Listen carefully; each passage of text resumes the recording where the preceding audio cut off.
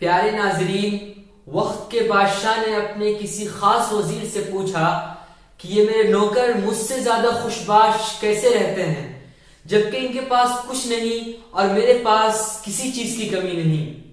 وزیر نے بولا، بادشاہ سلامت، آپ کسی بھی اپنے خادم پر قانون نمبر 99 استعمال کر کے دیکھیے۔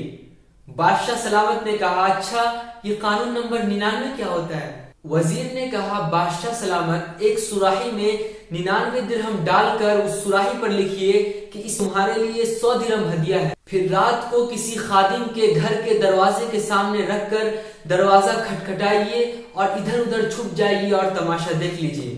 بادشاہ نے ویسا ہی کیا جیسا وزیر نے سمجھایا تھا۔ سراہی رکھنے والے نے دروازہ کھٹکھٹایا اور چھپ کر تماشا دیکھنا شروع کر دیا۔ اندر سے خادم نکلا، سراہی اٹھائی اور گھر چلا گیا۔ دراہیم گنے تو 99 نکلے جبکہ سراہی پر لکھا 100 درہم تھا۔ سوچا کہ یقیناً 1 درہم کہیں باہر گرا پڑا ہوگا۔ خادم اور اس کے سارے گھر والے باہر نکلے اور درہم کی تلاش شروع کر دی۔ ان کی ساری رات اسی تلاش میں گزر گئی۔ خادم کا غصہ دیکھنے کے قابل تھا۔ کچھ رات صبر اور باقی رات بک بک کرنے میں گزار دیا۔ خادم نے اپنے بچوں کو سخت اور سست بھی کہا کیونکہ وہ دراہم تلاش کرنے میں ناکام رہے۔ دوسرے دن ملازم محل میں کام کرنے کے لیے گیا تو اس کا مزاج عجیب، آنکھیں لال، کام سے جھنجھلاہٹ اور شکل پر افسردگی آیا تھی۔ بادشاہ تو سمجھ گیا اور ناظرین آپ بھی سمجھ گئے ہوں گے کہ قانون نمبر 99 ہوتا کیا ہے۔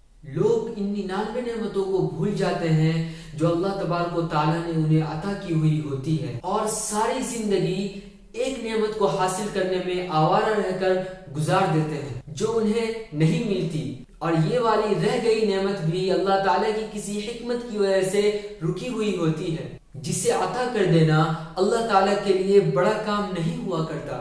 لوگ اپنی اسی ایک مفقود نعمت کے لیے سرگردہ رہ کر اپنے پاس موجود 99 نعمتوں کی لذتوں سے محروم اور مزاجوں کو ناراض کر کے جیتے ہیں۔ اپنی 99 مل چکی نعمت پر اللہ تبارک و تعالیٰ کا احسان مانیے اور ان سے مستفید ہو کر شکر گزار بندے بن کر رہیے۔ اللہ پاک ہمیں اپنے شکر گزار بندے بنا دے، آمین۔